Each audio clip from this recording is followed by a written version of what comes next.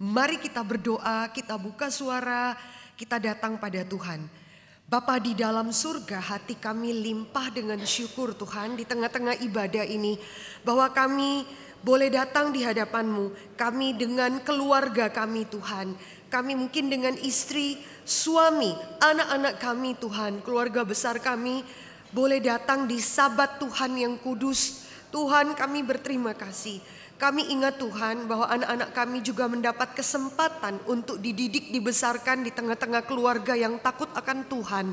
Kami berdoa, Tuhan tolong mereka di tengah-tengah kebaktian, beri mereka hati yang luas, beri mereka kehausan, kesungguhan untuk mendengarkan firman Tuhan.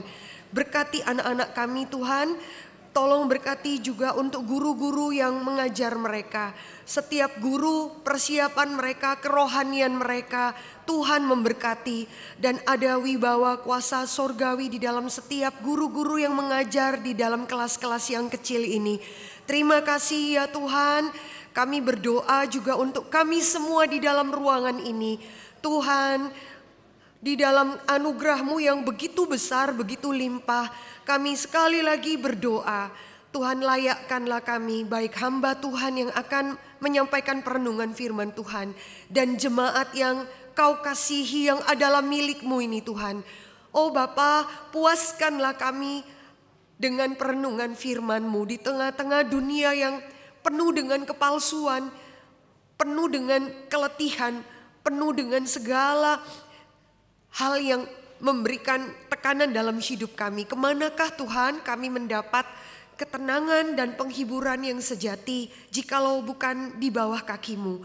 Kami berdoa biarlah Roh-Mu yang kudus bekerja seluas mungkin dalam pikiran, perasaan, kehendak kami Tuhan. Memberikan ketenangan, memberikan kesungguhan, kerelaan untuk ditegur juga dihibur di bawah terang firman Tuhan.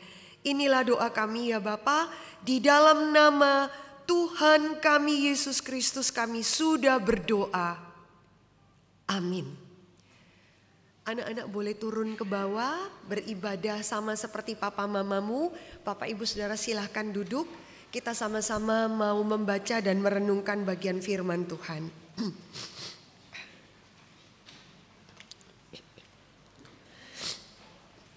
Bapak Ibu, mari kita buka bagian firman Tuhan dari catatan Hagai.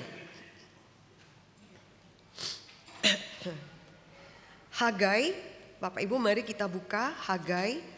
Pasalnya yang pertama, ayat 1 sampai dengan ayat 14.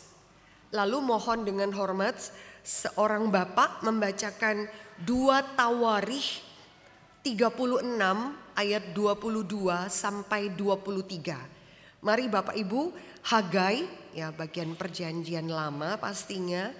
Ya, Hagai pasalnya yang pertama ayat 1 sampai dengan 14, kita bacanya bergantian ya Bapak Ibu. Saya akan baca ayat yang pertama, Bapak Ibu ayat kedua, begitu seterusnya firman Tuhan.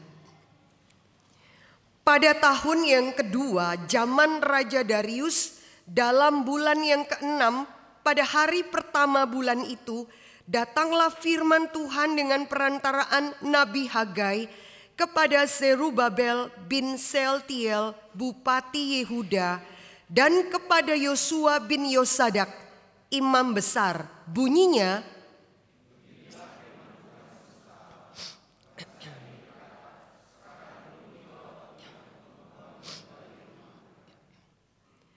maka datanglah firman Tuhan dengan perantaraan Nabi Hagai, bunyinya,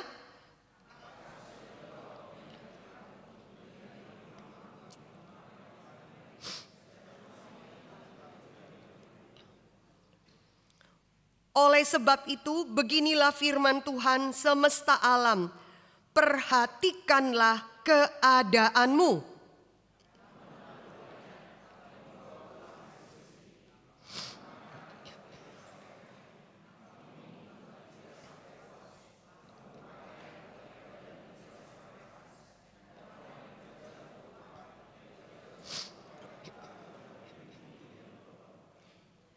Beginilah firman Tuhan semesta alam, perhatikanlah keadaanmu.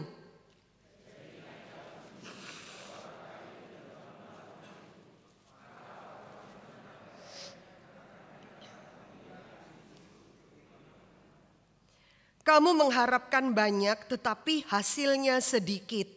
Dan ketika kamu membawanya ke rumah Tuhan, aku menghembuskannya. Oleh karena apa?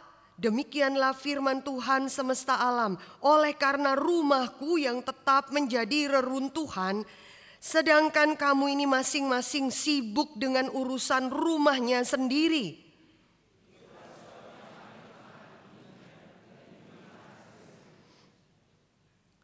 Dan aku memanggil kekeringan datang ke atas negeri, ke atas gunung-gunung, ke atas gandum, ke atas anggur, ke atas minyak, ke atas segala yang dihasilkan tanah, ke atas manusia dan hewan, dan ke atas segala hasil usaha.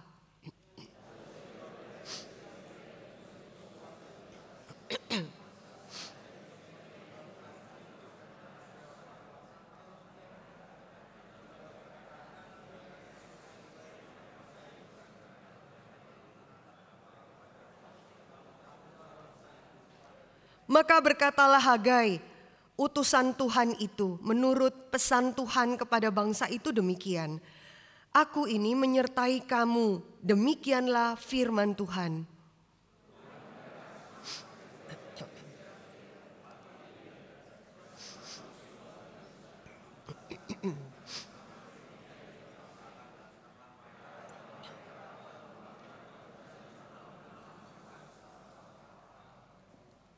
Ya, Bapak Ibu Saudara yang dikasihi Tuhan, dalam bagian yang tadi kita baca, itu Nabi Hagai mencatat pertama kali bagaimana firman Tuhan diberikan. Ini keadaan bangsa Israel, lebih tepatnya suku Yehuda, ketika mereka baru pulang dari pembuangan dan mereka mendapat satu panggilan dan misi yang jelas bahwa mereka dikembalikan pulang oleh Raja Persia dengan satu tujuan yang jelas. Mereka dikembalikan pulang bukan supaya oke, bisa bebas jadi bangsa, oh kami dulu memperbudak kamu, sekarang silahkan kamu pulang, bangun rumahmu, bekerja, itu untuk kebaikanmu. Tidak, jelas mereka pulang dengan satu tujuan untuk membangun bait Allah.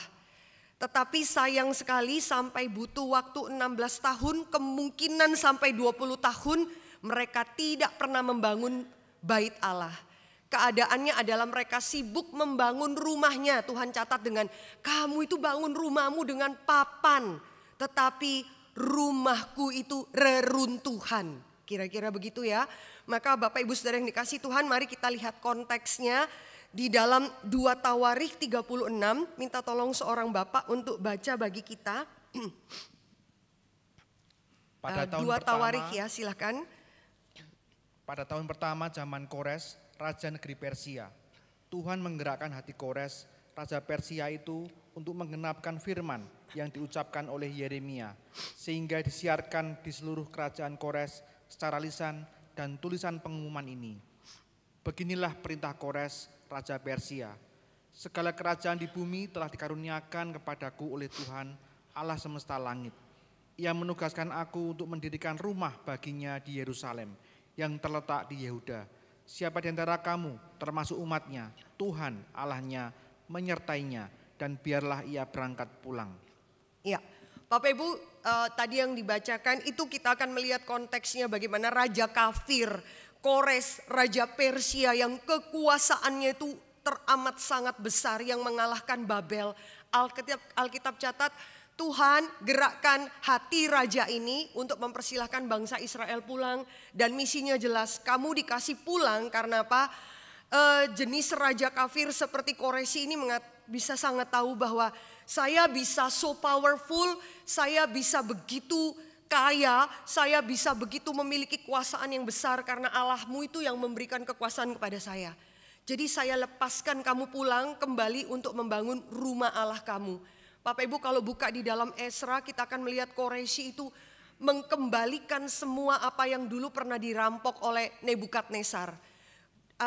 Koresi katakan semua dulu yang pernah diambil Nebukadnezar di zaman kamu itu dijadikan budak, kembalikan.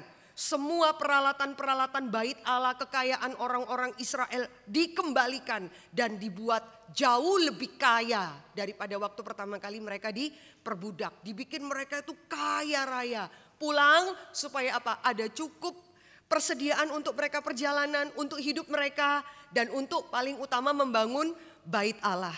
Tetapi kita akan melihat ya, justru mereka tidak membangun bait Allah.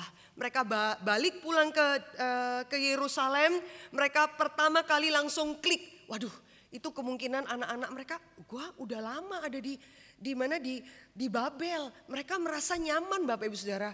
Mereka nggak kepikir mau pulang. Awal-awalnya diperbudak, mereka susah sekali. Mereka nangis, Tuhan kami teringat kepada Yerusalem, bait Allah. Tapi sudah 70 tahun mereka nyaman. Kenapa? Kenapa nyaman Bapak Ibu? Jangan pikirkan mereka jadi budak itu kayak zaman kita diperbudak dijajah Belanda atau Jepang ya. Mereka cukup nyaman. Karena apa? Daniel, Hananya, Misael, Asaria, Sadrak, Mesak, Abednego ada di sana. Ada siapa? Ada Esther. Mereka diperlakukan tanda kutip cukup baik ya di sana. Mereka melewati semua pesta-pesta yang dilakukan oleh siapa? Ahasiweros. Berapa lama? Raja-raja Persia itu terkenal suka pesta. Bapak Ibu kalau lihat Esther itu pestanya 6 bulan. Wasti perlu nambah 1 minggu lagi. Kagak kelar-kelar Bapak Ibu Saudara. Ya dan undangannya itu dress code-nya cuma 1. Apa saja boleh kamu lakukan, gak boleh ada yang ngelarang. Sepuas-puasnya. Maka bangsa Israel tinggal di situ mereka gak kepingin pulang Bapak Ibu Saudara. Kalau Tuhan tidak menggerakkan hati Raja Koresi kagak pulang-pulang. Makanya Tuhan yang menggerakkan kembali pulang. Kamu bukan di sini. Ini bukan tempat kamu. Kamu di sini itu karena Tuhan mau didik kamu. Sekarang kenapa jadi betah di sini? Balik pulang dengan satu tujuan untuk membangun rumah Allah. Itu yang paling utama Bapak Ibu Saudara. Tetapi kita akan menemukan Tuhan itu begitu seperti Allah yang sangat berduka, sakit hati. Segala kekayaan yang diberikan oleh Koresi itu mereka langsung klik pertama kali. Bikin saya kaya lebih dulu. Bikin saya kaya lebih dulu. Tuhan itu in detail loh Bapak Ibu Saudara. Kamu itu bangun rumahmu dengan papan. Ya kita mungkin konteks kita Indonesia. Alah papan aja diungkit-ungkit Tuhan. Mungkin gitu ya. Papan aja loh. Ya kenapa? Karena kita tuh gak ngerti ya zaman itu Bapak Ibu kalau punya rumah dibangun dengan papan. Itu membicarakan mengenai kenyamanan. Ya membicarakan mengenai kehangatan. Membicarakan mengenai bukan papannya kita triplex begitu ya. Tapi keadaan yang sangat baik, sangat nyaman, hangat di dalam rumah bagian itu. Dan Tuhan bilang rumahku itu reruntuhan. Kamu nyaman, rumahku reruntuhan. Maka Tuhan memberikan satu teguran. Ayat pertama dari firman Tuhan itu menyebut bangsa Israel dengan apa? Tuhan mengatakan, Hagai kasih tahu sama bangsa ini. Tuhan memberikan satu kalimat pertama adalah bangsa ini, betul tidak? Bapak Ibu, kalau kita baca itu kayaknya nggak ngefek ya. Maksudnya apa sih? Ya sudahlah Tuhan itu menyapa Israel bangsa ini. Oh tidak Bapak Ibu Saudara. Bangsa Israel waktu mereka pertama kali mendengarkan itu terutama Nabi Tuhan Hagai. Dia tahu sekali Tuhan sedang sakit hati. Tuhan sedang marah sekali kepada bangsa ini.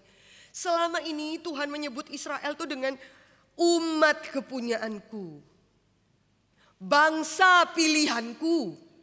Apa lagi? Biji mataku. Tuhan itu kalau mau pamer sama Firaun. Tuhan itu kalau mau menekan Firaun. Tuhan katakan apa? Kamu itu memperbudak Israel anak sulungku. Bagus ya. Kamu siapa? Kamu perbudak. Ini anak sulung saya. Itu suatu kebanggaan. Anakku, milik kepunyaanku, bangsa pilihanku. Itu bicara mengenai covenant. Ada relasi. Punyaku, istriku, anakku. Bukan dia, istrinya. Bukan. Milikku. Tapi kali ini Tuhan menyapa mereka dengan sebutan bangsa ini. Tuhan seperti menjaga jarak dengan bangsa Israel. Tuhan kita seperti bilang, kalau kita seperti menyebut istri kita ya. Perempuan ini, ya, lo bojomu dewe lo, ini dia, ya istrinya someone ya, tapi perempuan ini ya. Maka saudara melihat ya, bangsa ini mereka tahu kenapa seperti Tuhan memisahkan diri. Kenapa? Karena Bapak Ibu saudara perhatikan ya, ada kesedihan di dalam sapaan Tuhan pertama kali. Kamu ini milik kepunyaanku, kamu itu saya pelihara sampai kamu gak kepingin pulang. Saya bikin kamu itu kaya raya, tapi kamu tidak pernah mengutamakan Tuhan. Dan Tuhan menyapa bangsa ini. Bapak Ibu, tahukah kita bahwa seringkali ya di dalam relasi ya, seperti kita kemarin di pemuda itu, relasi itu orang yang paling dekat dengan kita adalah orang yang memiliki potensi paling besar menyakiti kita. Bukan orang lain Bapak Ibu saudara. Ya kita tahu ya, kalau kita lihat orang Mesir, bangsa-bangsa lain mereka menghina Allah Yehova. Ya Tuhan nothing tulus ya, tidak bertambah, tidak berkurang. Tuhan kata Mazmur tertawa melihat mereka. Tetapi kalau umat kesayangannya itu menyakiti Tuhan, kita akan melihat dialog itu kesedihan Tuhan yang dalam. Ya, jadi Bapak Ibu Saudara, siapa yang paling mungkin menyakiti kita adalah orang yang paling kita sayangi. Begini ya Bapak Ibu Saudara, saya ingat ya. Satu kali itu saya di jalan di arah Bekasi itu kan kecil ya, saya naik mobil, tiba-tiba di tempat itu saudara akan bisa menemukan mirip-mirip sirkus. Misal mama-mama tanpa helm dengan anak di depan, lalu dia pakai ransel, lalu masih ada 2 anak di belakang lagi gitu ya, udah kayak sirkus saja. Hal-hal yang terus bisa sen kiri belok kanan gitu ya kira-kira. Jadi kita itu perlu berjaga-jaga. Singkat cerita ada motor dengan 2 anak laki-laki lah meski umur SMP. 3-tiganya dalam satu motor nggak pakai helm. Tiba-tiba di depan itu ya. Saya ngerem karena kaget itu kan jadi nekan klakson ya. Dengar klakson mereka tambah goyang ya. Lalu mereka tuh berhenti di depan. Dalam hati saya aduh. Ini bisa-bisa masuk di dalam mobil, di bawah mobil ya. Berhenti loh Bapak Ibu Saudara. Salah satu dari 3 kurcaci itu keluar, wah petenteng bro gitu langsung. Datang ke mobil, dalam hati saya, aduh kurus kering kayak gini. Tato, I love emak gitu ya. Enggak ada sih. Lalu lihat mobil tuh. Saya liatin dia, aduh ya gitu ya. Memang saya nggak buka, selain takut saya nggak mau muncrat gitu kan ya. Saya ini orang aduh nggak. Terus saya tuan. Ya paling nggak supaya orang lihat kita lah ya. Terus dia takut kan, dia pergi. And then dia memberikan satu lambang jari dari tangannya yang saya nggak bisa tirukan. Kaget saudara kalau saya tirukan itu di atas mimbar ya. Ya no need that ya. Terus kaget itu kan satu yang menghina gitu loh dari jarinya dia. Terus dia meludah gitu ya. Lalu mereka pergi. Aduh saya jengkelnya anak-anak itu ya. Yang salah siapa. Tapi itu tuh jengkelnya, marahnya itu, sedihnya itu berapa lama. 1 menit, 2 menit. Enggak, habis dia pergi saya cuma bel-bel selesai. Lupa saya Bapak Ibu Saudara. Pulang ke rumah, saya masuk ke dalam rumah. Saya lupa kunci rumah. Kesalahan itu di saya. Setiap kali pergi kami itu ada perjanjian. Karena suami istri sering kali satu pulang, satu pergi gitu ya.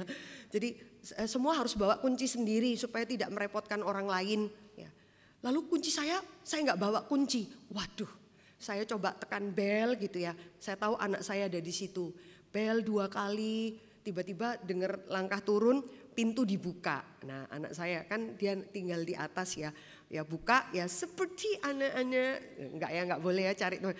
Yang sekarang ini buka itu sambil mukanya asem gitu ya. Dan enggak ngomong apa-apa saudara, enggak ngomong apa-apa, buka cuman hembusan nafas. Kayak gitu saudara. Enggak ngomong apa, enggak perlu, mama ini ya begini, enggak perlu. Itu saudara, hati saya tuh bisa apa ya, orang Jawa bilang tuh gelo gitu ya. Aduh nak, mulai sinetronnya keluar. Mamamu ini loh nak, gak minta ini, gak minta itu. Cuma lebay kan. Oh jelas-jelas lu yang salah kok. Ya lalu bikin sinetron. Apakah aku itu meminta terlalu banyak? Gitu ya. Gitu ya. Saya tuh sedihnya luar biasa Bapak Ibu Saudara. Terus dia balikan muka, saya cuman bilang, nih mama mau ngomong. Nah dia sudah ngerti, mulai curhat mamanya. Terus dia diem, mama ini loh nak. Mulai ya dia, apa Ma gitu ya. Tadi itu di jalan itu dihina orang, saya cerita seperti tadi ya. Terus dia senyum-senyum, Mama mau ngomong apa? Wis ngomong aja, wis muter-muter ceritanya ya. Tapi Mama itu lupa loh, bahkan mereka meludah itu nggak poin karena Mama nggak kenal siapa mereka gitu ya. Biar mereka meludahi mobil atau apa, yang kenapa? Abis gitu saya nggak ada apa-apa dengan kamu. Terus dia diam. Tapi kalau orang yang saya sayangin aja lihat saya cemberut dan menghela nafas, aku itu termehek-mehek gitu kira-kira ya. Ya dia diem terus dia tepok-tepok bahu saya. Ya, saudara pikir dia say sorry? Enggak. Ceritanya enggak seindah itu ya. Saya cuma mau bilang, kayaknya ini enggak masuk deh di bapak-bapak, di mama-mama ini masuk ya. Kira-kira kita lihat anak-anak itu kalau hal sedikit sekali itu paling sensitif ya buat kita seorang ibu. Terus kita mikirkan, ya itulah orang yang paling dekat dengan kita. Mungkin dia tidak melakukan sampai meludah, memukul dan lain sebagainya. Kita punya harapan terhadap dia dan itu will be hurts much bagi kita. Sangat menyakiti kita. Kenapa? Orang yang paling dekat dengan kita. Ya kadang-kadang saya kalau bicara kepada anak-anak itu ya di sekolah-sekolah Kristen, pergumulannya besar Bapak Ibu Saudara. Sekolah-sekolah Kristen yang Senin sampai Jumat itu mereka sering mendengarkan firman Tuhan di chapel-chapel pagi. Itu kalau kebaktian Bapak Ibu Saudara, mentalitas sok taunya, kebosanannya, memang generasi ini memang konsentrasinya berkurang. Itu saya pikirkan kadang-kadang Tuhan di mana ya Tuhan paling dihina. Pernah satu kali itu saya sampai tegur mereka, kamu tahu nggak Tuhan itu paling dihina itu di mana? Bukan di luar itu di mana orang-orang Kristen dibunuh. Ya pasti Tuhan marah lah. Atau dihina, atau saya ingat di sekolah saya, oh kamu itu Allahnya Yesus mati telanjang, oh nanti kamu mati juga disalib gitu ya. Itu penghinaan Bapak Ibu Saudara. Tapi itu bukan suatu poin jikalau kamu dan saya umat miliknya itu menyakiti Tuhan. Kita berbuat sesuatu yang menyakiti Tuhan. Itu jauh lebih menyakitkan daripada orang-orang luar itu bahkan membunuh umat pilihan Tuhan. Kenapa? Ada relasi covenant yang dekat. Tetapi kali ini Tuhan berkata bangsa ini. Kenapa? Karena saat itu mereka melakukan satu kesalahan yang sangat besar. Kita kan gak mungkin marah sama anak kita itu waktu kita marah ya. Ini anakku. Gak ada. Nah, kita kalau marah itu suami akan marah, anakmu ini loh Ma, anakmu, padahal produksi bareng gitu ya. Terus istri juga bilang, ya kamu urusan loh anakmu gitu ya. Kita kan gak mungkin marah sama anak kita itu lalu lihat, kamu ini ya anakku, ya apa ya ngatur mukanya ya. Anak gak bisa, anak kita langsung ada satu jarak Bapak Ibu Saudara. Tapi demikianlah seharusnya bangsa Israel tahu kenapa Tuhan itu sepertinya melihat mereka sebagai strangers, orang asing. Bangsa ini adalah bangsa yang seperti apa? Oh Bapak Ibu Saudara yang dikasihi Tuhan, mereka sama sekali tidak pernah mengingat bahwa semua kekayaan yang diberikan oleh Quraisy itu adalah kekayaan yang harus mereka kembalikan kepada Tuhan. Mereka langsung menjadi orang-orang yang matre, yang selfish, yang egois. Gimana saya bangun rumah saya. Dan lupa tidak peduli itu bisa 16 tahun Bapak Ibu Saudara. 16 tahun lamanya mereka melupakan. Maka Tuhan memberikan teguran kepada bangsa Israel. Bangsa ini sibuk dengan urusannya sendiri. Sedangkan rumahku seperti reruntuhan. Mereka kembali pulang dan mereka tidak tertarik untuk membangun bait Allah. Bapak Ibu, bait Allah apa pentingnya sih? Ya kita janji iman dulu lah. Kalau udah ada baru rumahnya dibangun. Kira-kira begitu ya setiap cabang. Tapi tidak begitu Bapak Ibu Saudara. Di mata Tuhan dan bangsa Israel juga tahu. Bait Allah itu adalah satu simbol. Gambaran Allah itu hadir di sini. Bait Allah, maka semua musuh-musuh Israel pertama kali selain hancurkan tembok adalah apa? Runtuhkan bait Allah. Supaya menjadi satu lambang, Allahmu itu kalah dengan Allah kami, orang-orang Babel. Maka saudara, bait Allah itu melambangkan kehadiran Allah. Tabut perjanjian itu disebutkan sebagai tumpuan kaki Allah. Allah itu memerintah di sini. Tapi bangsa Israel tidak terlalu peduli kehadiran Allah. Mereka peduli bagaimana bikin rumah mereka dengan papan yang hangat. Jadi itu menjadi sesuatu yang ironis di hadapan Tuhan. Bapak Ibu, bait Allah itu sangat penting sekali sehingga sebelum bangsa Israel itu dibuang. Ada seorang nabi itu namanya Yehezkiel ya.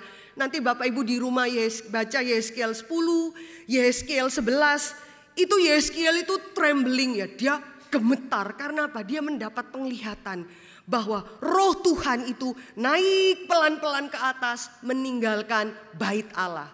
Yehezkiel tahu bahwa bagaimanapun kamu berjuang melawan bangsa-bangsa ini, kamu pasti kalah. Kamu pasti kalah, sudah menyerah saja. Kenapa? Karena Allah itu meninggalkan bait Allah. Dia kaget, Allah itu dijemput dengan kereta yang begitu gagah meninggalkan bait Allah. Dan Yesaya mengatakan, tidak ada Allah di tengah-tengah kita.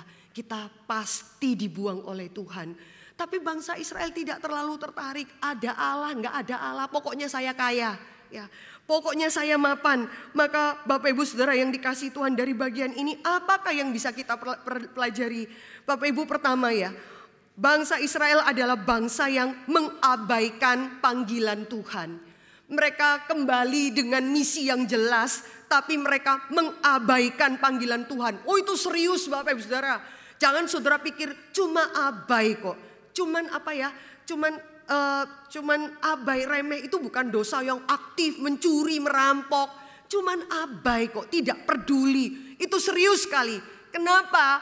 Karena Tuhan katakan mereka baru sadar. Ini pada waktu musim panen ya. Mereka panen lalu mereka kumpulkan hasil panen mereka. Mereka kaget. Kenapa panen itu yang kelihatannya subur.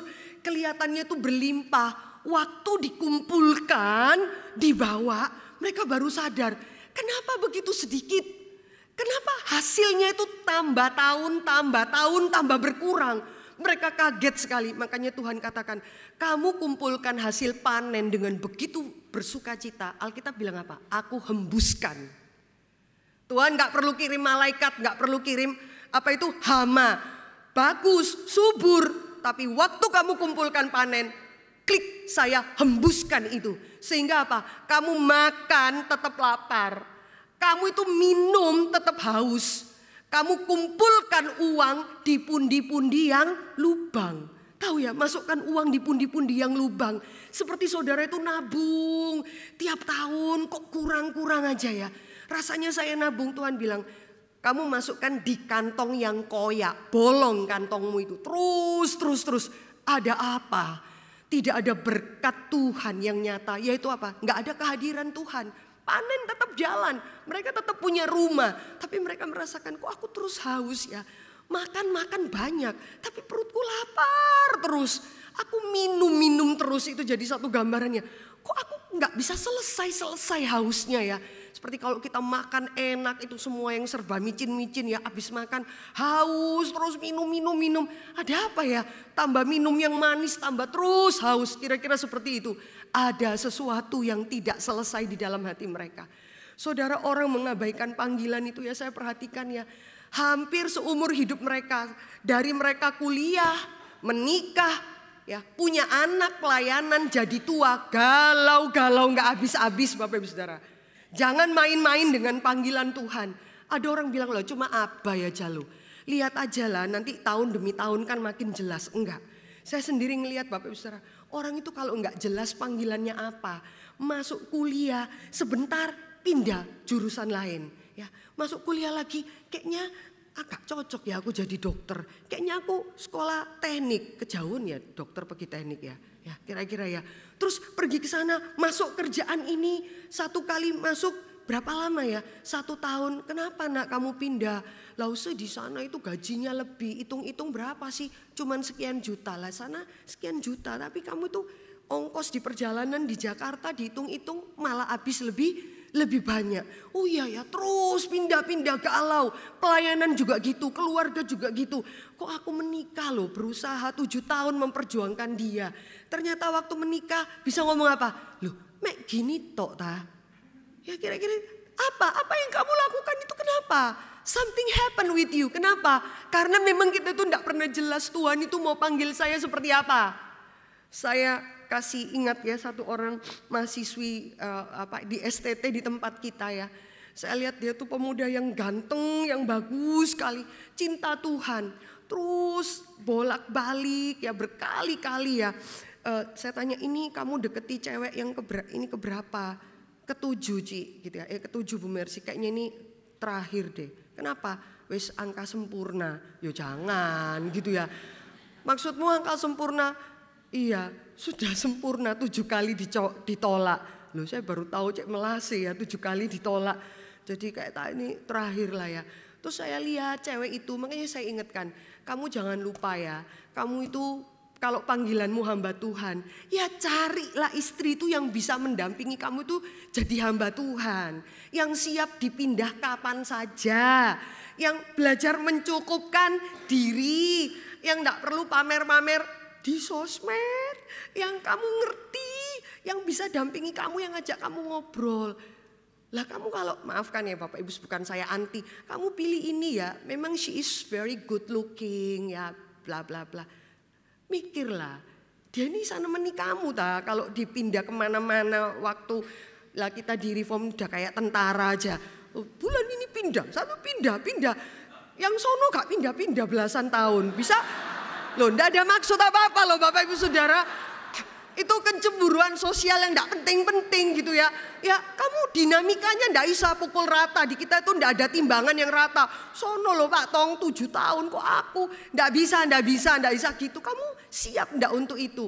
Terus ya nanti kan dia sejalan waktu mengikuti, tidak bisa.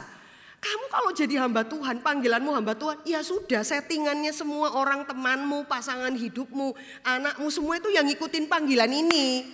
Tidak bisa. Terus kamu tidak jelas panggilanmu, terus nyari-nyari, salah milih pasangan dan lain sebagainya, kira-kira seperti itu Bapak Ibu Saudara. Maka kita tuh panggilannya apa? Tuhan maunya apa? Itu dulu dikerjakan. Maka Tuhan akan mengirimkan begitu banyak orang yang mensupport kita, yang menggenapkan panggilan kita. Sehingga kita tuh tidak galau-galau, tidak jelas, terus bergumul dengan hal-hal yang tidak penting-penting. Jangan lupakan panggilanmu. Kamu tuh kalau nggak jelas panggilanmu, terus pergi ke sana sini, menclok sana sini, nggak betah, gampang bosan, terus ya seperti itu. Kenapa? Udah lupa panggilan, pasti lupa identitas kamu siapa, ya lupa panggilan kerja kamu apa, dan hidup itu apa? Aku akan hembuskan semua yang kamu dapat. Selesai, dihembuskan. Kamu makan, kamu minum, tetap kelaparan, tetap kehausan, dan apa yang kamu kumpulkan, saya bikin lubang. Koyak terus menerus, tidak pernah puas. Kenapa Bapak Ibu Saudara? Karena kita itu mengabaikan Tuhan. Alkitab itu memberitahu kita satu panggilan yang begitu besar Bapak Ibu Saudara, bahwa Tuhan itu mengizinkan orang beribadah kepada Tuhan. Mazmur pasal 1 itu Bapak Ibu Saudara ya, itu kan bicara mengenai ibadah ya. Orang berdoa, orang menyanyi, orang bersyafaat. Tapi Mazmur pasal 1 itu sebelum orang bisa beribadah kepada Tuhan, harus mulai dari chapter 1. Chapter pertama, yaitu apa? Tuhan membagi manusia itu dari 2 kelompok. Yaitu apa? Orang fasik dan orang benar. Berbahagialah orang benar. Tapi jangan lupa, di antara orang benar pasti ada orang fasik. Dan Tuhan memberikan satu pengertian. Orang benar, Mazmur pasal 1 ayat 3.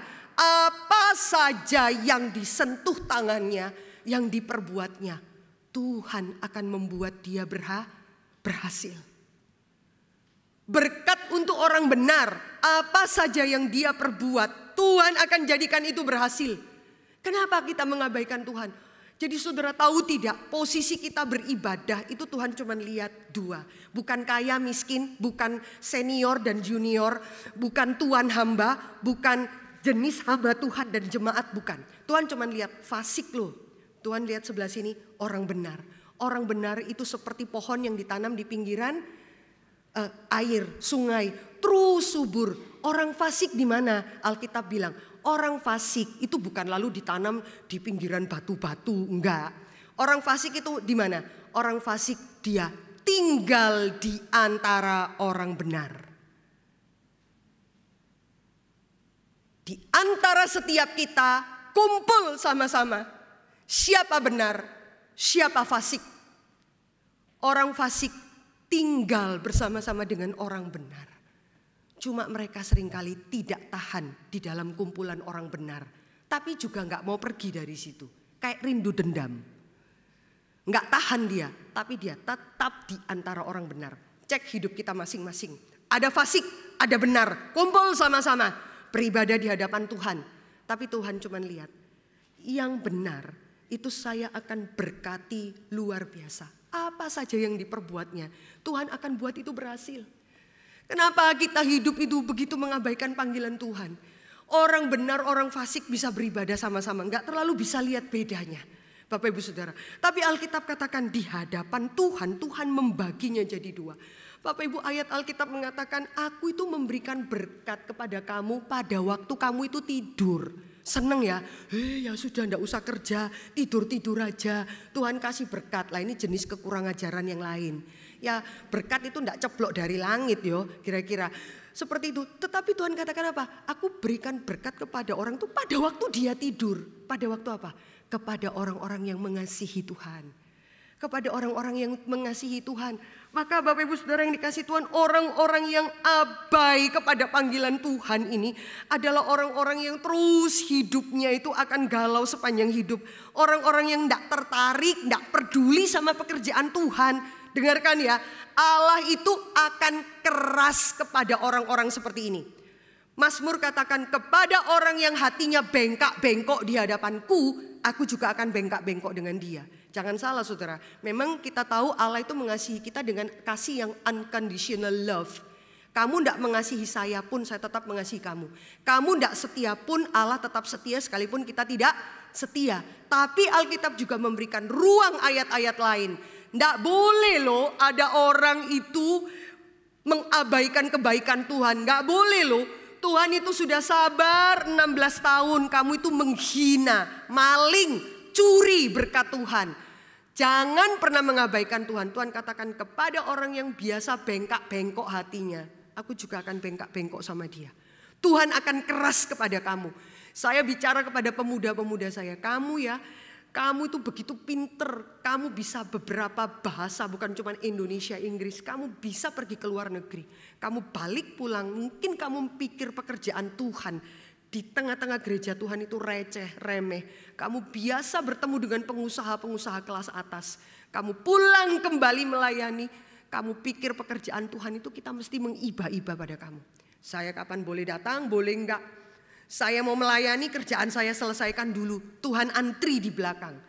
Saya katakan kepada mereka, apa saja yang kamu kerjakan sekarang, suatu hari kamu akan mengerti kata-kata saya. Tidak ada perkenanan Tuhan di situ. Bu, jangan kutuk-kutuki kita. Saya tuh tidak ngutuki kamu. Tapi Alkitab itu berkata seperti demikian. Ada satu kebenaran bagi orang-orang muda. Itu seringkali memang harus dilewati dulu. Baru kamu sadar. Oh, yang namanya kan memang harus bulat supaya ingat betapa lubangnya yang sudah lewat kemarin. Baru baru lihat betapa Tuhan. Tapi ada yang seperti itu. Setting hidupmu. Tuhan katakan siapa yang tidak abai sama pekerjaan Tuhan, aku berkati luar biasa. Siapa yang biasa abai, aku hembuskan. Kadang-kadang Bapak Ibu Saudara kita merasakan hamba Tuhan itu begitu bersusah payah. Beberapa hamba Tuhan kami pun berusaha untuk squeeze hidup kita ya, mati-matian. Tapi tidak semua orang bisa memahami. Memikirkan bahwa Tuhan itu mesti ikut antrian kita nomor sekian. Antri dulu. Ayat-ayat carilah dulu kebenaran Allah dan carilah dulu kerajaan Allah dan segala kebenarannya. Maka Tuhan akan tambahkan. Itu seperti ayat yang cuma nempel di rumah kita. Tidak bisa nempel di dalam hati kita. Saya bangun rumah saya dulu baru tempel stiker. Ini orang Kristen. Tapi yang bangun rumah siapa? Saya. Yang bikin model rumah siapa? Saya. Cuma nempel nomor berapa, ini rumahnya orang Kristen. Tinggal stiker. Saudara perlakukan Tuhan itu seperti stiker yang nempel di dalam hidup saudara. Ini hidup saya berjuang, saya segala sesuatu. Tapi saya tetap orang Kristen. Tapi apakah Tuhan yang membangun rumahmu? Tidak tentu. Apakah Tuhan yang memberikan seluruh kesiapan? Tidak tentu. Ada orang katakan, tidak apa-apa Tuhan yang mengatur. Ini loh Cik kayak kertas putih ya. Tuhan silahkan atur rencanamu dalam hidupku. Oh bagus ya kamu punya analogi gitu. Terus dia tuh tertawa. Lah ya Tuhan yang nulis. Tapi jangan lupa busekane dipegang aku. Lah kurang ajar ya. Tapi bisa ilustrasinya, ya tak apa-apa Tuhan nulis saja rancanganmu apa, bok lupa. Aku sing pegang busekane. Nah, anak-anak yang generasi Z gak ngerti busekane, gak pernah megang busek bu, aku megangnya mau sini bu gitu ya. Lalu yang mendel itu saya, tulis saja Tuhan suka-sukanya Tuhan. Jangan lupa saya pegang tip X-nya, lebih gak ngerti lagi tip X ya. Saya yang akan del, suka-suka saya. Hal-hal seperti demikian, maka saudara janganlah bermain-main. Saya perhatikan ya, ada orang itu abai banyak hal. Saya perhatikan orang ini kerja, petarung mati-matian. Bisa begitu kaya, hatinya tetap kosong.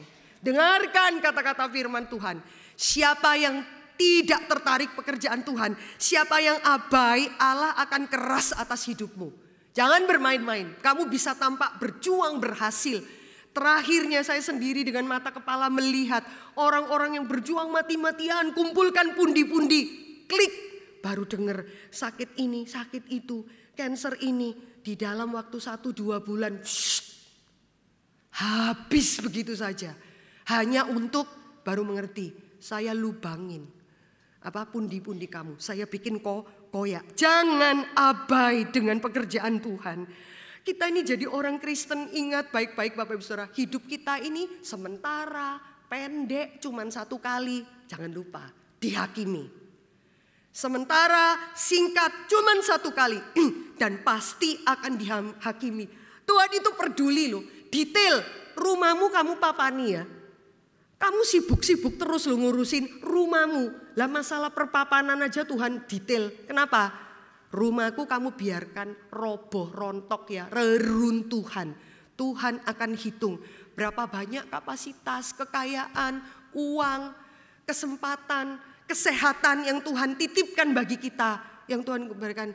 Kamu kembalikan berapa persen sama saya? Ya sesuai kehendak Tuhan lah, perpuluhan lah Tuhan.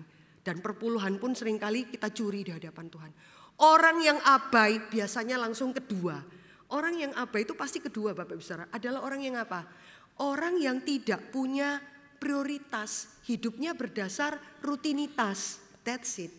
Atau orang yang menikmati rutinitas sehingga nggak punya prioritas. Hati-hati Bapak Ibu Saudara. 16 tahun Tuhan biarkan mereka kerja, bangun rumah, bercocok tanam, kumpulkan harta. Berapa lama? 16 tahun Tuhan biarkan mereka. Tuhan sabar nunggu 16 tahun. Walaupun ada beberapa penafsir katakan bisa sampai 20 tahun. Oke lah ya, di antara rentang itu. Tuhan tunggu. Bapak Ibu, hidup yang rutin itu pasti kehilangan prioritas Bapak Ibu Saudara. Gak tahu first thing first, mana yang prioritas Bapak Ibu Saudara. Memang kita bilang Tuhan itu segala-galanya. Yesus he is number one. Ya memang jadi rohani itu 2 jam saja. Ya.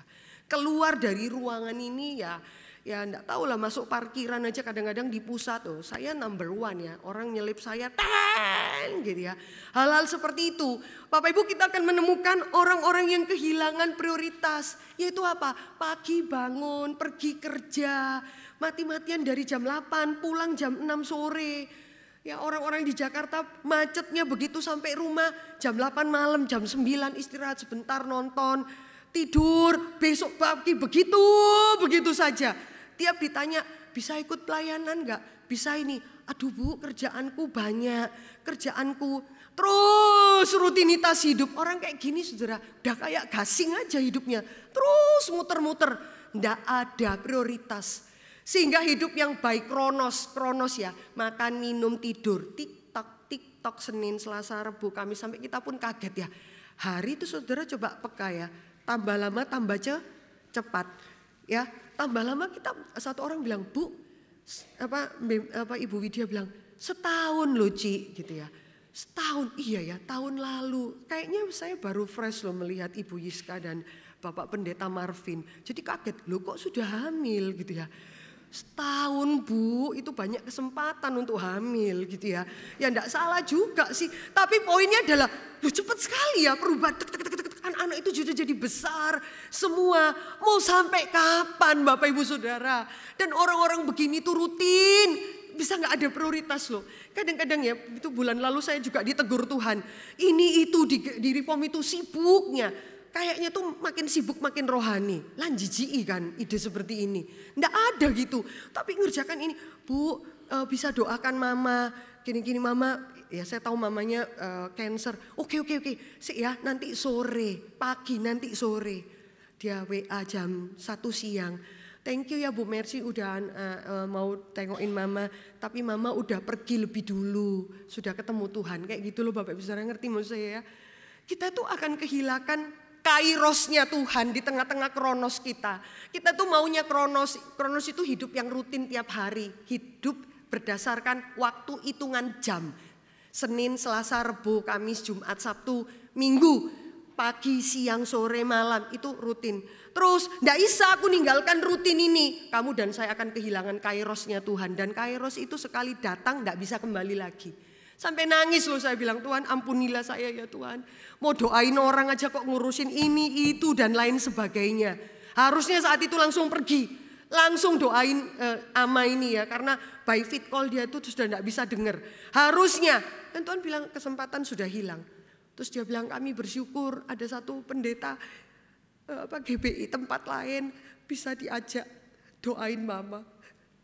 Saya merasa ya Tuhan baik. Tapi Tuhan mau mengatakan bahwa kalau kamu terlalu sibuk, saya bisa pakai hamba Tuhan lain untuk berdoa bagi satu domba yang kecil ini. Walaupun doanya juga ngawur-ngawur ya Bapak Saudara, anaknya itu sedih. Kami percaya ama ini besok akan sehat, bla bla bla, tambah stres anaknya. Tapi Tuhan ingatkan, kalau kamu aja terlalu sibuk enggak bisa berdoa. Orang yang enggak layak doa dan sudah salah doanya pun akan saya pakai untuk berdoa. Yang jadi apa? Ya namanya itulah Bapak Ibu Saudara ya, penyesalan itu selalu di belakang. Pendaftaran baru di depan. Kira-kira gitu ya. Selalu setelah lewat dan Tuhan bilang kalau kamu nggak mau nggak apa-apa. Saya pakai orang lain untuk ganti posisi kamu. Lewat. Begitu hidupmu itu nggak ada prioritas. Suatu hari kamu pingin melayani Tuhan pun Tuhan bilang it is enough. Enggak. Saudara tahu nggak waktu pembangunan kemah suci, Musa perintahkan kumpulkanlah semua peralatan emas yang kamu dapat dari Firaun itu loh. Kumpulkanlah, kita mau bangun kemah. Mereka berlambat-lambat, Alkitab catat. Setelah mereka mau memberikan kain ungu, peralatan emas, Tuhan bilang pada Musa, sudah cukup. Suruh mereka pulang kembali. Waktunya kamu pikir sekarang sudah waktunya saya mapan, saya kasih sama Tuhan. Tuhan bilang apa? Sudah cukup, pulang, bawaan hartamu itu pulang. Saya pakai orang lain untuk mengisi rumah Tuhan. Apa kita enggak nangis? Apa kita enggak sedih? Pulang, pegang hartamu itu, pegang semua yang kamu sayangi itu. Aku tidak pernah membutuhkannya. Ada orang lain yang ganti posisi kamu. Kita nggak punya prioritas, kehilangan banyak hal. Kami itu di kampus ada kakak mahasiswa itu namanya Bapak Purbatua. Bayangkan itu perpaduan nama purba dan tua saudara. Dan dia itu jadi mahasiswa waktu kami di STT itu umur 61 tahun. Dia cerita ya, dia kalau lihat saya itu ngerjakan paper menurut dia itu cepat. Kapan saya lihat kamu itu belajar atau apa. Tapi ya sambil belajar, sambil baca, ya otak orang itu kan beda-beda. Lah dia bilang, Mercy saya itu baca buku bab 1, bab 2, mau masuk kesimpulan. Saya lupa bab 1 itu apa gitu ya, dia bilang. Baca lagi gitu ya. Yang muda-muda ketawa, tinggal nunggu kamu umur 61 tahun. Baru kamu tahu air matanya ya. Jadi dia bilang, saya dengerin, saya pemborosan waktu sama Tuhan. Saya dipanggil Tuhan itu umur 20 tahun, harus lewat 40 tahun baru saya serahkan diri jadi hamba Tuhan. Dan sekarang serahkan diri, belajar mati-matian kayak apapun, lupa ya. Dia lihat saya waktu itu 25 tahun lalu ya pasti saya lebih muda dari sekarang ya Bapak Ibu Saudara ya. Lebih baiklah dari sekarang. Jadi saya pikir oh begitu ya. Ya namanya Bapak Purbatua ya. Jadi saya lihat, waduh saya bisa lihat, oh gitu ya Tuhan. orang. Dan dia sangat berhasil Bapak Ibu Saudara. Lalu setelah dia berhasil semua, dia serahkan diri jadi hamba Tuhan dan dia katakan, saya mau pakai otak saya seperti apapun. Sepertinya Tuhan bilang, your time is over, selesai. Walaupun Tuhan terima, iya Tuhan terima. Tapi pertanyaannya, kenapa terus selalu tunggu yang sisa-sisa baru kamu kasih sama Tuhan? Kenapa Tuhan itu harus marah dulu sampai bilang bangsa ini baru kamu mau datang pada Tuhan? Seringkali seperti itu. Orang gak punya prioritas, rutin Bapak Ibu Saudara, akan lelah, terus lelah. Saudara tahu di dalam mitologi Greka, bangsa Yunani itu ada mitos, namanya mitos ya. Bapak Ibu, tapi mitos itu seringkali kayak model Hercules, ya Zeus dan lain sebagainya. Itu mitos-mitos Greka ya. Tapi ada filosofis di situ. Satu kali ada raja itu namanya Sisyphus. Raja ini dihukum oleh dewa-dewa yang ada. Dihukum apa? Karena dia tuh katanya menculik dewa maut, kematian, supaya anaknya dan dia itu tidak ada yang mati. Singkat cerita dia dihukum. Hukumannya adalah apa? Dia belajar mengerti artinya kesia-siaan. Vanity, vanity, sia-sia, sia-sia. Itu loh kata-kata yang diulangi Salomo dalam pengkhotbah. Hukumannya apa saudara? Hukumannya itu dia ditaruh di satu bukit dan pada waktu pagi-pagi dari bawah bukit ke punggungnya itu diberi batu yang besar dan dia harus mengangkat batu itu sampai atas. Sampai atas, kalau sudah sampai atas biasanya sudah matahari mulai tenggelam. Sampai di atas pada waktu dia paling capek, batunya nyampe di atas, maka dewa akan menggelindingkan lagi batu itu jatuh ke bawah. Maka besok dia ulangi lagi. Naikkan itu sampai atas, sudah selesai sampai atas puncak, udah sampai puncak, dia keluarkan itu, lalu dewa akan menjatuhkan lagi. Kok saya baca itu kok mirip hidup yang Tuhan bilang, kamu itu sibuk ngurusin urusanmu setiap hari. Urusanmu setiap hari, tetap gelinding ke bawah. Urusanmu itu loh setiap hari. Dan di situ kutukannya adalah apa? Sisyphus tidak akan bisa lepas dari batu itu. Maka Sisyphus kutukannya adalah apa? Akhirnya dia belajar mencintai batu itu. Saudara tahu ya? Kayak orang yang diperbudak. Saya kemarin bicara sama pemuda. Saudara tahu anjing, saya punya anjing tuh dari kecil biasa diikat ya, dirantai. Dari kecil sampai besar itu kemudian gak cukup lagi rantainya. Sama papa saya itu dibuka. Saudara tahu waktu dibuka dia cuma lari-lari kira-kira 10-20 menit ya, gak bisa lama. Habis gitu dia balik lagi ke rantainya. Dia ngendus-ngendus rantainya. Bisa gitu loh Pak Bisra, mau coba ya. Lalu dia balik-balik, dia nunggu kapan bisa diikat sama rantainya lah lagi. Kutukannya adalah apa? Kamu pasti rasa berat. Tapi sambil berat akhirnya kamu mencintai batu yang ada di dalam punggung kamu. Kalau tidak ada anugerah Tuhan, darah yang tercurah untuk mematikan mata rantai itu dan melihat hidup itu lebih mulia. Kerja itu lebih mulia. Kerja itu bukan untuk makan, minum, buang ke jamban. Tidak, ada makna kekekalan di dalamnya. Hidup kita itu akan menjadi rutin, prioritas. Dan Tuhan itu bilang, kamu itu loh menabur banyak, menuai sedikit. Betul enggak? Kamu itu makan tidak kenyang, minum tidak pernah bisa puas, bekerja upahmu lenyap. Saudara tahu perbandingan dengan janda Sarfat. Janda Sarfat itu sudah sama-sama kering, ada nabi Tuhan. Lalu bilang, di rumahmu ada apa? Dia bilang, janda ini bilang sama Elia, enggak punya apa-apa. Cuman punya, apa Bapak Ibu Saudara? Segenggam tepung, sedikit minyak. Gitu kan Bapak Ibu, ingat cerita itu kan? Segenggam tepung, sedikit minyak.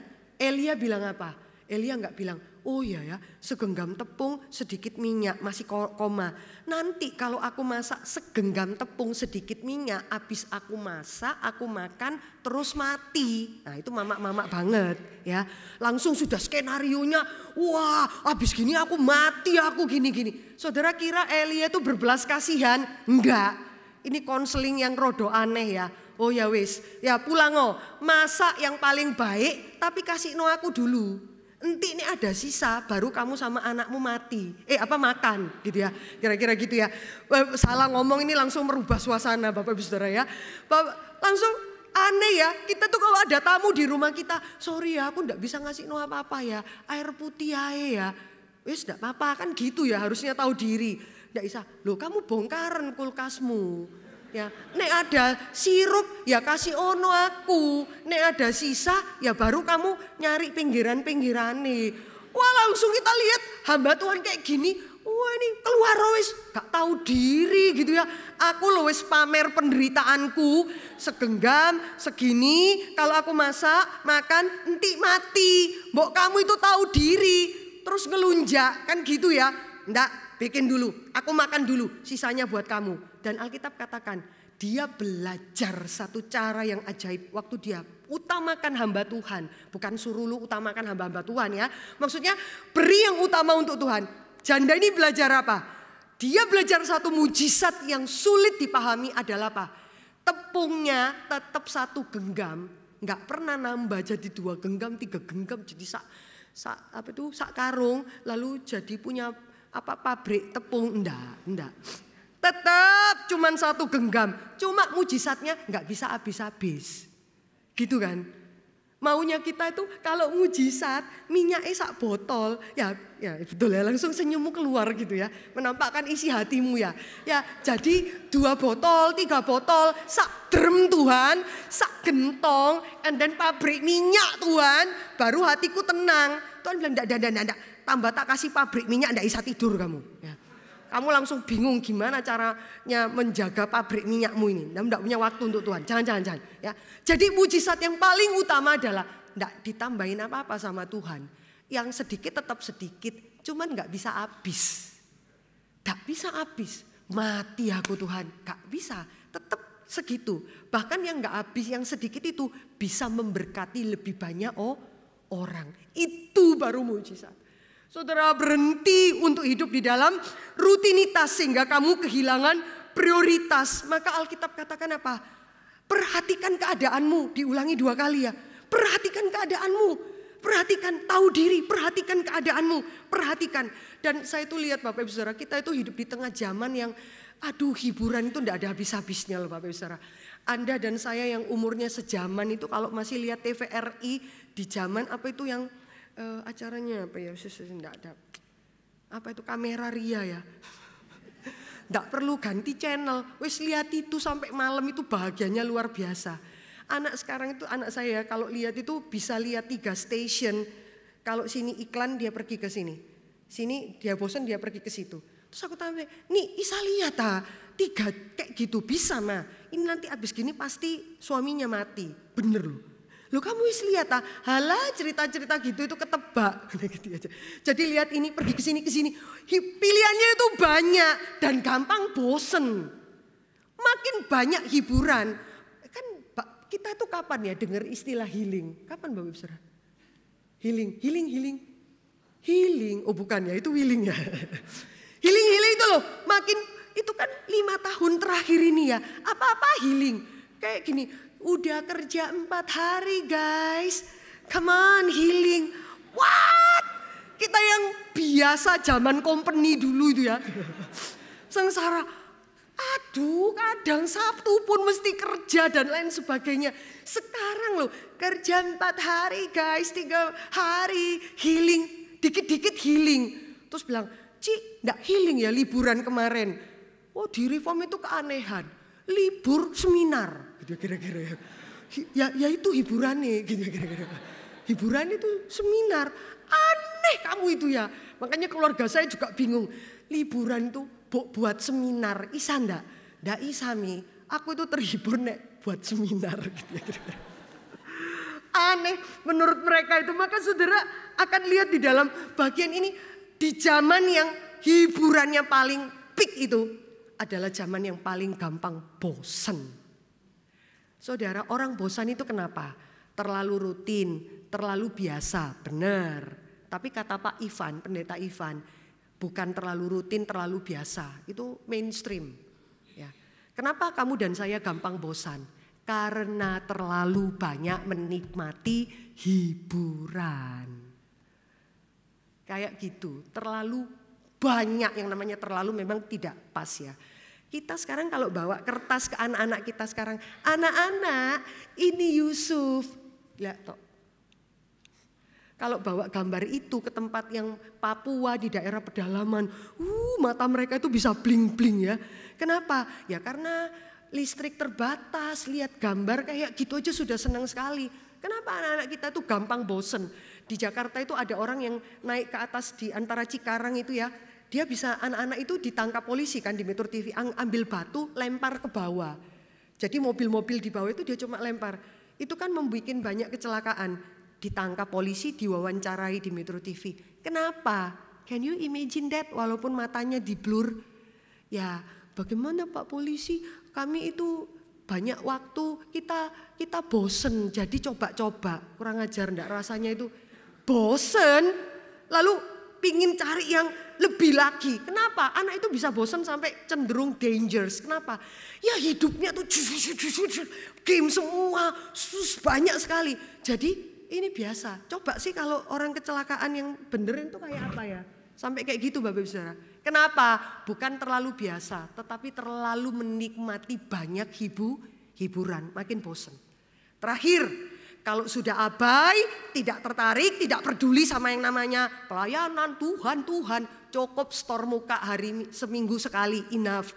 Pasti nggak punya prioritas. Terakhir, lu maling di hadapan Tuhan, tetap nggak merasa maling.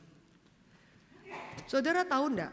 Mereka pulang, kata Esra, dibikin kaya sama Raja Koresi. Semua yang dulu dirampok sama Nebukadnezar dikembaliin pulang. Supaya bangun bait Allah. Tapi mereka pakai itu untuk bangun rumahnya. Bapak Ibu tahu ya, ayat di dalam Alkitab waktu bangsa Israel keluar dari Mesir.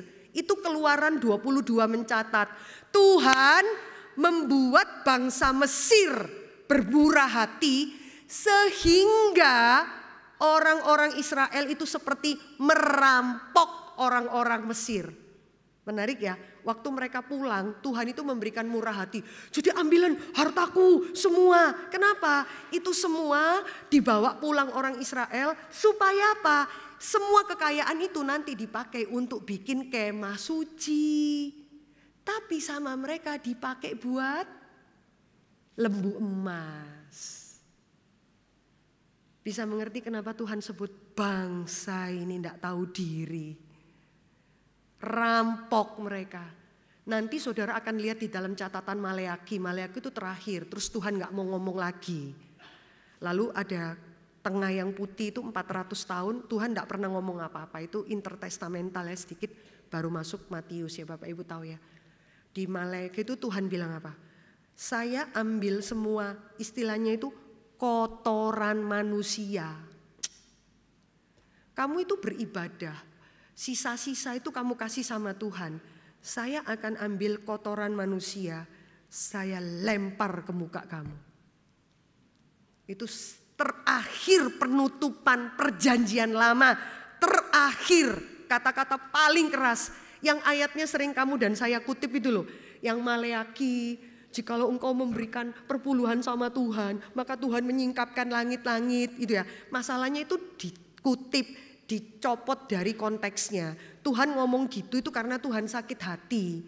Karena Tuhan sakit hati, Tuhan tahu mereka itu nyolong, ya, selalu kasih sisa-sisa untuk Tuhan, ya. Jadi Tuhan bilang, saya ambil kotoran manusia, saya lempar. Kamu itu harusnya tahu, saya menyingkapkan tingkap langit-langit untuk memberkati kamu, kira-kira gitu ya Bapak Ibu Saudara.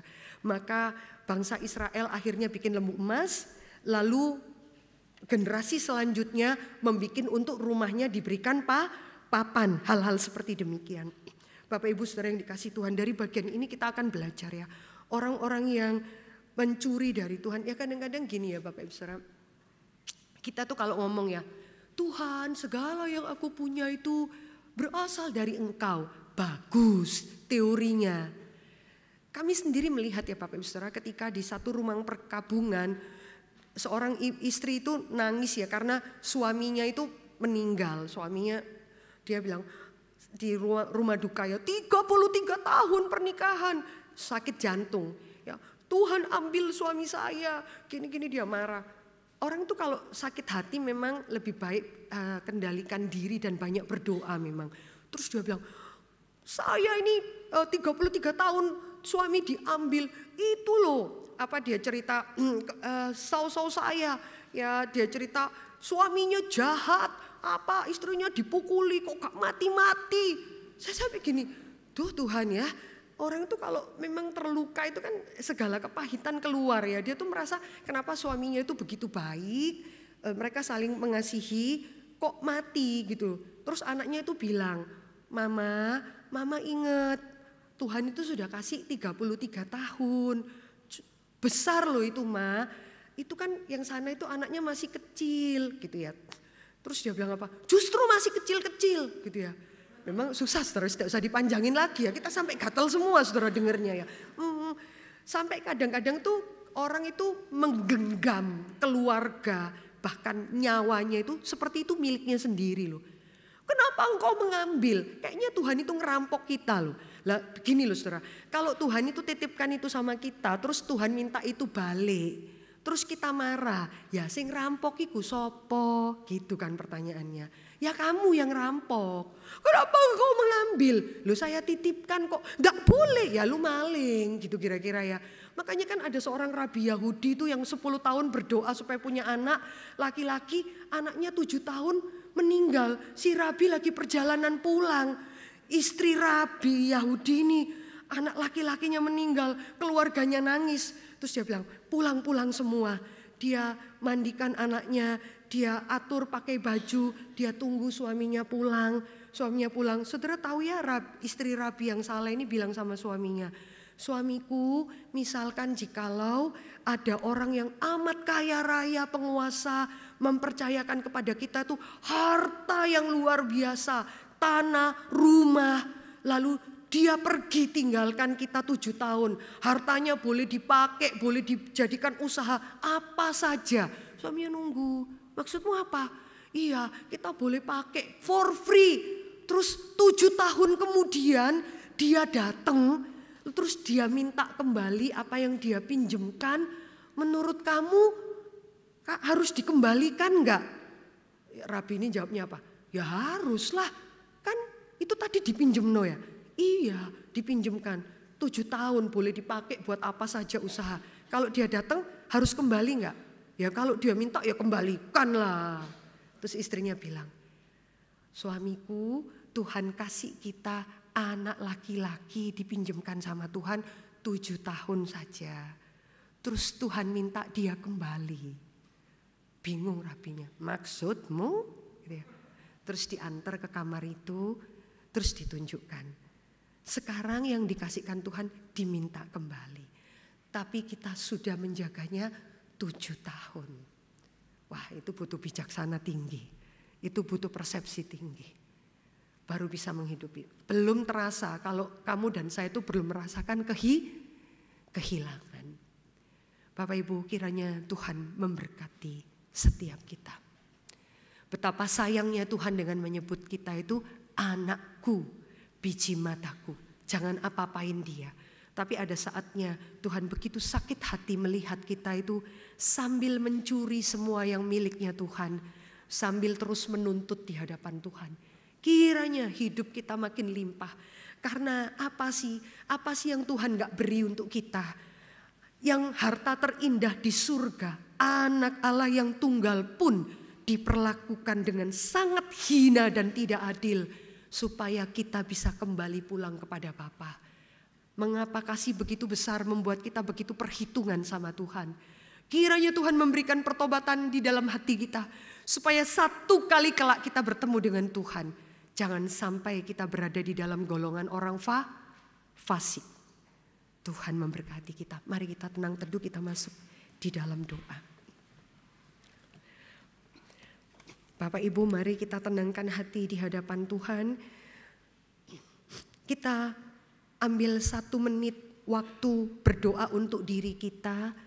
Dan berdoa untuk orang yang ada di kanan kiri kita. Supaya kita punya kerinduan untuk menghidupi kebenaran firman Tuhan. Hari lepas hari sampai kita bertemu dengan Tuhan. Dengan hormat mohon Bapak Gembala, Bapak Pendeta Marvin untuk menutup firman Tuhan dan mendoakan setiap kita. Mari kita arahkan hati di hadapan Tuhan, kita berdoa.